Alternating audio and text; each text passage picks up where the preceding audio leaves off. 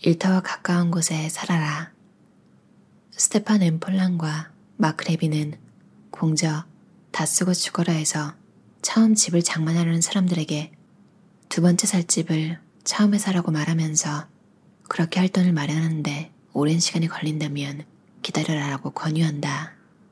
나중에 방이 더 필요해 사게 될 집을 지금 구입하지 못한다면 지금은 임대해 살라는 말이다. 나 역시 그들의 의견에 공감한다. 당신이 30대 중반 이전의 보통 사람이라면 빚을 내서 집을 사기보다는 집을 빌리는 게 좋을 것이다. 이때 중요한 것은 전세든 구입이든 최대한 일터와 가까운 곳에 살아야 한다는 점이다. 30대 중반까지는 자기 투자를 할 여유 시간이 충분히 확보되어야 하기 때문이다.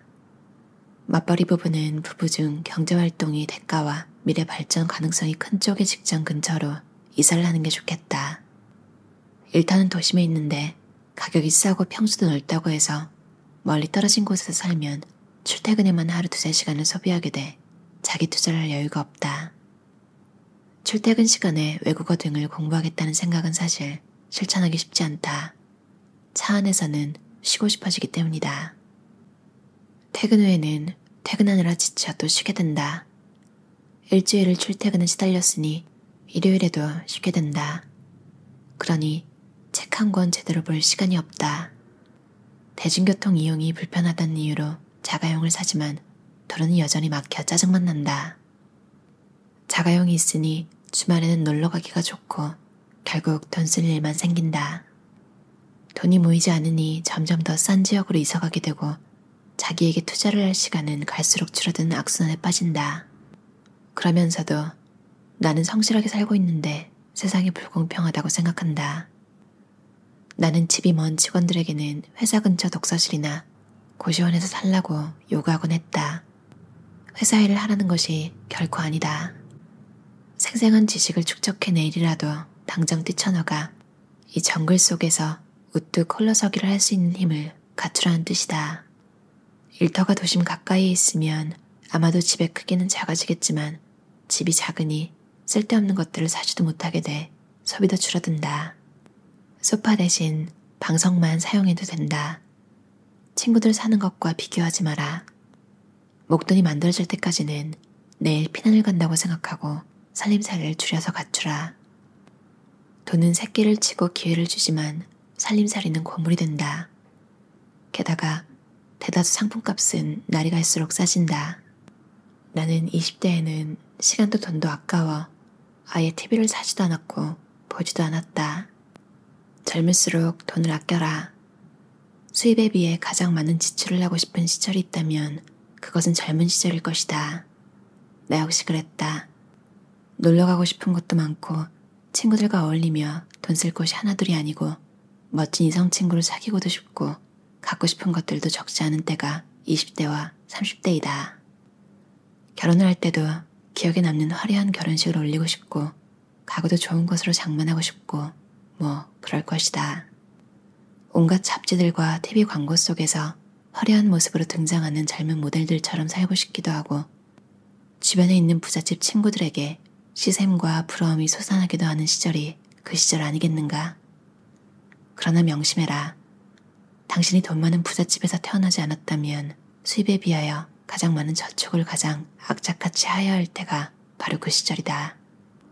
20대와 30대 시절에 자신의 라이프 스타일을 소화하기 위하여서건 취미를 위하여서건 그 어떤 명분으로 사용하는 돈이건 간에 그 돈이 모여 적절하게 투자가 될 경우 10년 후에는 그 수익금만으로도 같은 행위를 할 수 있다. 30대에 1억 원을 모으는 데 들어가는 노력은 40대에 1억 원을 모으는 데 들어가게 될 어려움의 절반도 되지 않는다. 나이가 들면 들수록 돈 쓸 곳이 늘어나기 때문이다.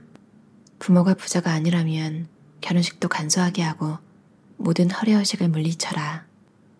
나는 도대체 전세를 살고 있으면서도 아이 돌잔치를 호텔에서 하는 젊은 부부들을 보면 이해가 가지 않는다. 그 돌잔치가 아이를 위한 것이라는 말은 하지도 말아라. 그 아이가 기억도 하지 못할 일을 아이를 위하여 한다고? 남에게 보이거나 부모가 즐기려고 하는 것이지 그게 어디 아이를 위해 하는 것이란 말인가. 부조금 받으면 큰돈 들어가지 않는다고? 부조금 받지 않고 그냥 가족끼리 조촐하게 하면 아이에게 큰일이라도 생기는가?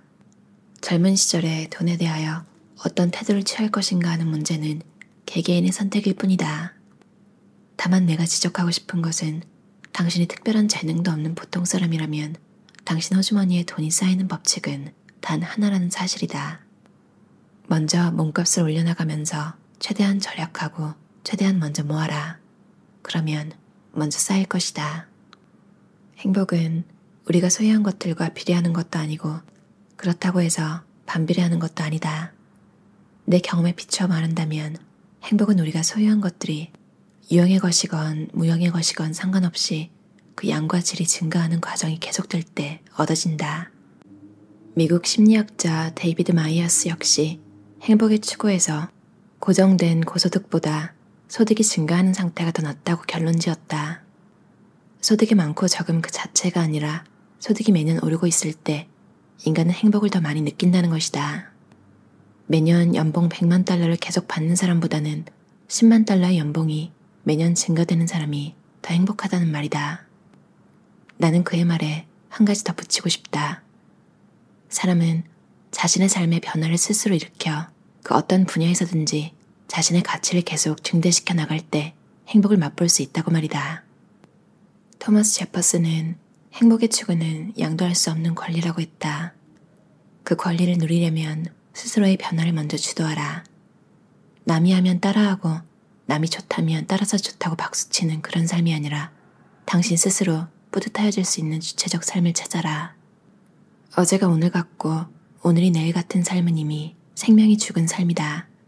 하지만 수많은 사람들이 그런 삶에 익숙해져 있다.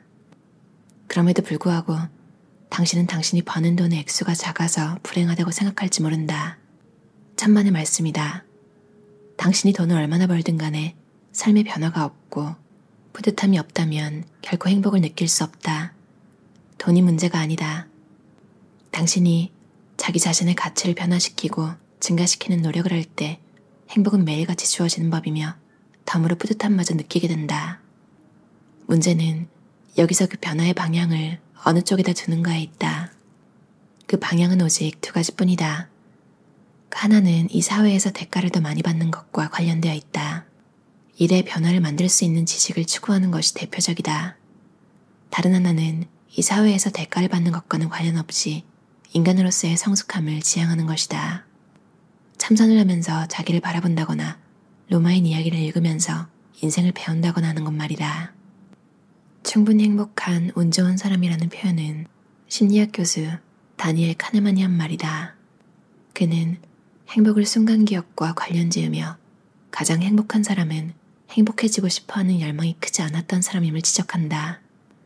길을 쓰고 행복을 찾아 나서는 사람이 오히려 행복해지기가 힘들다는 말인데 나도 그 말에 동의한다.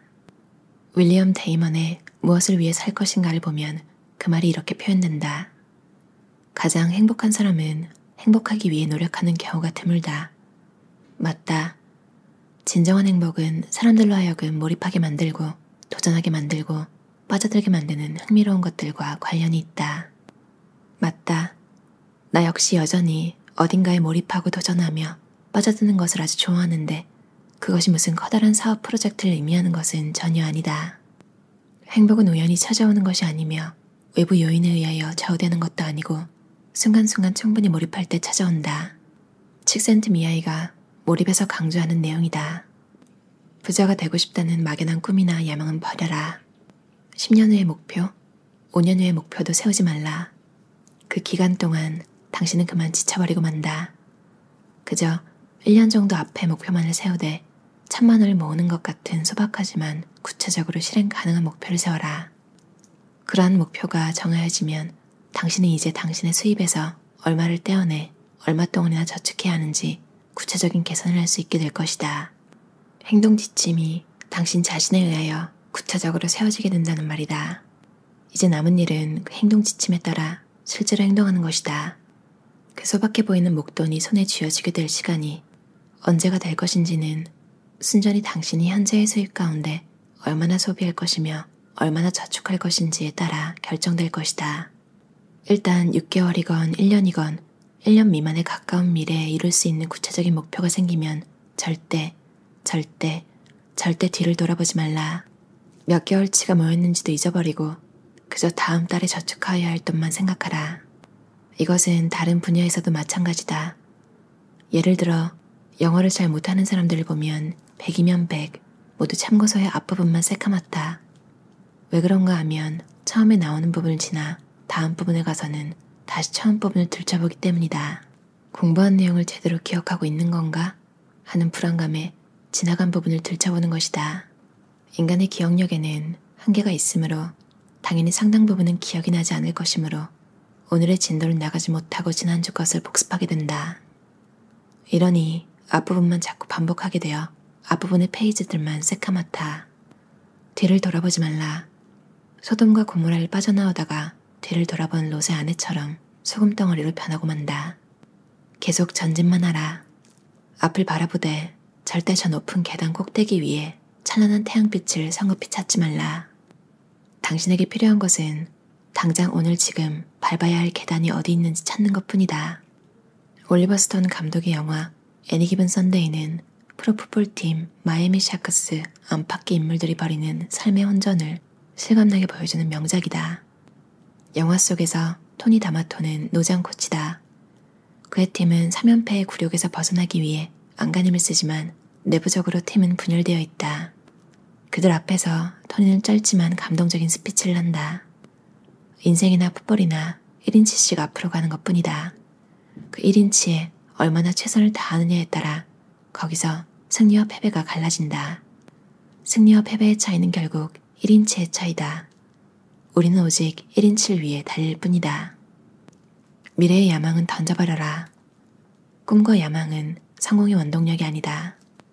보잘것없어 보이는 1인치 전진을 위하여 오늘 외롭게 최선을 다하는 힘이 바로 성공의 원동력이다. 세계 최고의 테니스 선수 피터 샘프라스 역시 성공의 비결을 묻는 기자들에게 이렇게 답했다.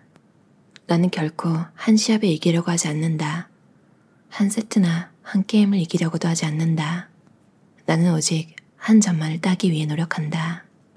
나는 솔직히 샘프라스가 누군지도 알지 못하지만 나 역시 그 사람처럼 하여왔다.